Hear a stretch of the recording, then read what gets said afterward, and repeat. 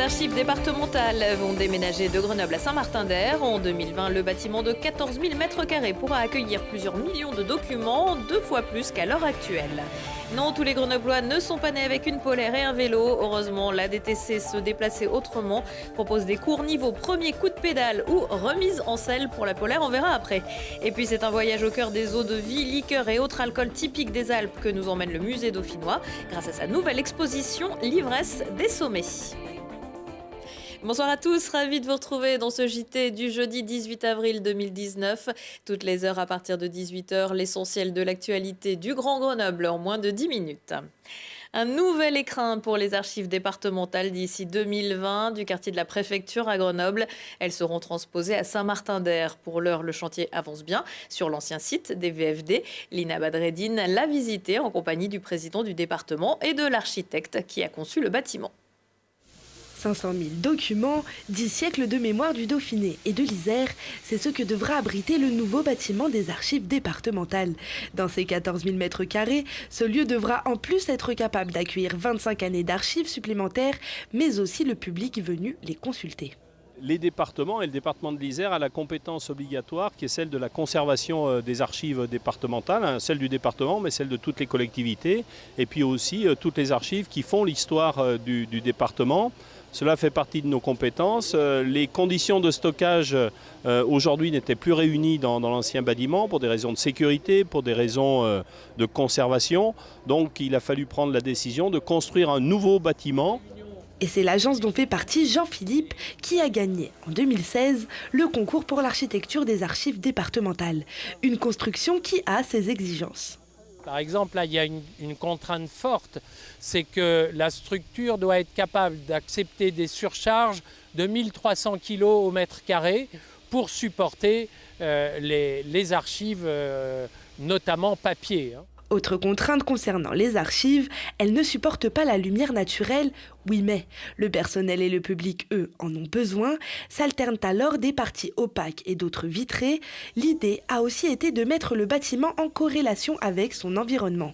Le bâtiment lui-même, positionné dans son environnement, a un intérêt architectural et évoque un certain nombre de thèmes qu'on a eu envie de développer ici, particulièrement l'évocation des falaises calcaires des massifs de la Chartreuse qui sont derrière nous ou des massifs du Vercors qui sont en face de nous. Autre détail, ces pilotis en béton sont les mêmes que ceux utilisés sur certains bâtiments du campus universitaire. Coût des travaux, 37 millions d'euros. Le transfert des documents de l'ancien site au nouveau pourrait durer 6 mois. Dis-moi où tu habites, je te dirai combien tu gagnes. L'INSEE a publié il y a quelques jours les chiffres des revenus médians des ménages en France. En Isère, c'est Bivier, dans le Grésivaudan, qui prend la première place, avec la moitié des 2300 habitants qui ont des revenus supérieurs à 35 616 euros par an, et l'autre moitié inférieure à cette somme. À l'autre bout, le péage de Roussillon, avec 16 536 euros de revenus médians. La championne de France se trouve en Haute-Savoie. Il s'agit d'Archamps, à la frontière suisse, avec un revenu médian qui s'établit à 46 156 euros. C'est en millions d'euros que se monte le prêt que la Banque européenne d'investissement vient d'accorder à la métropole grenobloise. Le numéro 2 de la BEI et le président de la métro, Christophe Ferrari, ont entériné l'accord portant sur 100 millions d'euros en vue de financer des actions écologiques prévues dans le deuxième volet du plan Air Énergie Climat. Les premiers versements auraient déjà commencé. Le plan de la métro prévoit notamment le remplacement d'une chaudière fuel par une chaudière bois énergie XXL ou l'enfouissement des lignes électriques. Ambroise Fayol, vice-président de la BEI, a souligné l'exemplarité de la métropole grenobloise en matière de transition écologique. Pour préserver le climat, on peut aussi promouvoir le vélo. Savoir rouler à vélo, c'est le nom du programme lancé mercredi par le gouvernement à destination des 6-11 ans pour renforcer la pratique du vélo et les conditions de sécurité. Ce sont les clubs et les associations locales qui seront chargés de cette formation. Mais parce qu'il n'est jamais trop tard pour monter en selle, d'autant qu'avec les 320 km de pistes cyclables dans la métropole de Grenoble, il y a de quoi faire. La DTC, l'Association pour le développement des transports en commun, c'est son ancien nom, propose donc régulièrement des cours pour les adultes. Premier coup de pédale ou remise en selle, Laurie Baillet a rencontré Basile et ses élèves.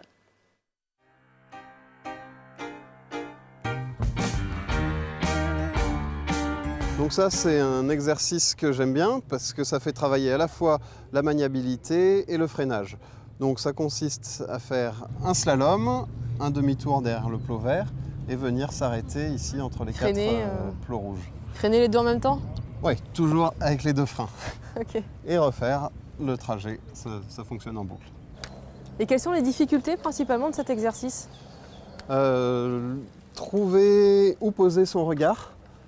C'est le regard qui va vraiment aider à diriger le vélo. Donc il faut qu'elles arrivent à regarder là où le vélo va passer et non pas les plots qu'elles cherchent à éviter. Et puis avoir le réflexe d'utiliser les freins. C'est pas inné quand on n'a jamais fait de vélo et souvent c'est les pieds qui sont utilisés. Donc on insiste beaucoup pour utiliser les mains plutôt que les pieds. Et là, il y a un autre exercice. Oui, alors ce sont deux personnes qui sont en train de travailler à chercher leur équilibre. Donc en fait, le meilleur exercice pour trouver l'équilibre, c'est faire de la draisienne. Donc on enlève les pédales des vélos et donc elles peuvent trouver leur équilibre avec cet exercice. Ici, on s'est mis dans une légère pente qui les aide à avoir assez de vitesse pour tenir en équilibre. Rien, attention, j'ai mis deux pédales. Hein. Ça ira plus vite, hein. Yo. Aïe, aïe, aïe. Waouh. Waouh.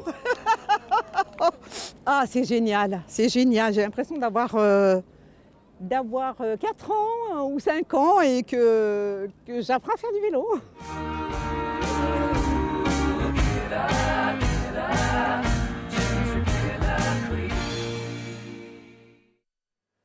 Découvrez l'intégralité de cet épisode de Faites le test demain vendredi à 19h45 et en replay sur télégrenoble.net. Pour les trajets plus longs, on peut aussi préférer le train, mais attention aux perturbations pendant le week-end de Pâques en raison de travaux de renouvellement d'aiguillage en gare de Grenoble. La circulation des trains entre Grenoble et Chambéry sera entièrement coupée de vendredi à 21h45 à lundi 10h15. Des conséquences sont à prévoir sur les axes Genève, Annecy, Grenoble, Valence, Saint-André-le-Gaz et Gap. Des modifications et des dessertes par autocar seront mises en place. Toutes les informations sur le site SNCF TER Rhône-Alpes ou en appelant Allo TER au 09 69 32 21 41. Quel que soit le mode de transport, les routes des Alpes en ont fait rêver plus d'un. Mais attention à la descente, boire ou conduire, il faut choisir. Le meilleur moyen de rester sobre tout en profitant du paysage, c'est encore de se rendre au musée dauphinois. Pour découvrir jusqu'au 29 juin l'ivresse des sommets, une exposition qui combine approche historique et pratique culturelle. Un cheminement entre liqueurs, eau de vie et autres breuvages des Alpes qu'a emprunté Laurie Baillet sans tituber. Elle est à consommer sans modération. L'exposition L'ivresse des sommets au musée dauphinois est un coup de projecteur sur tous ces spiritueux créés depuis des siècles sur le territoire rhône-alpin. Chartreuse, génépi, absinthe, eau-de-vie, liqueur. Retour sur ces breuvages made in Alpes qui ont participé à l'histoire culturelle, sociale et industrielle de la région. Alors au XIXe siècle, il y a un changement profond dans la société, la bourgeoisie qui est en expansion, le repas qui devient important. On va avoir une diversité de petites entreprises artisanales et industrielles qui vont couvrir le territoire et qui vont produire une diversité incroyable d'alcool jusqu'à l'absinthe. Un bouilleur de cru qui disait « l'agnole, c'est mon médicament, l'agnole, ça dissout le cholestérol ». L'ivresse des sommets retrace également l'évolution des modes de consommation, essentiellement médicinale. Elle va devenir au fil des ans un plaisir gustatif. Avant, l'alcool faisait partie de la vie, on se réchauffait avec de l'alcool, on se soignait avec certains alcools comme la vulnéraire ou la gentiane, on luttait contre le froid, on luttait contre les maux, contre les douleurs. Aujourd'hui, c'est plus une boisson de plaisir. La gnôle, la goutte faisait partie de la vie quotidienne pratiquement dans les sociétés rurales, alors qu'aujourd'hui, on boit que dans certaines occasions. Et c'est au début du XXe siècle que des mouvements contre l'alcool prennent forme, avec notamment la suppression de l'absinthe en 1915. Visites commentées et dégustations sont proposées en marge de cette expo sur inscription. Michael Capelli ne participera pas à la lutte pour le maintien du FCG en top 14. Le deuxième ligne grenoblois s'est blessé lors du match gagné contre Toulon au Stade des Alpes samedi dernier. Le joueur de 22 ans souffre d'une fracture au doigt. Il sera opéré vendredi et restera indisponible jusqu'à la fin de la saison. C'est une semaine de récupération pour le FCG. Retour à l'entraînement lundi pour préparer le déplacement à Montpellier le 24 avril. Prochain rendez-vous avec l'actu dans 1 heure et en replay sur telegrenoble.net. Excellente soirée à tous.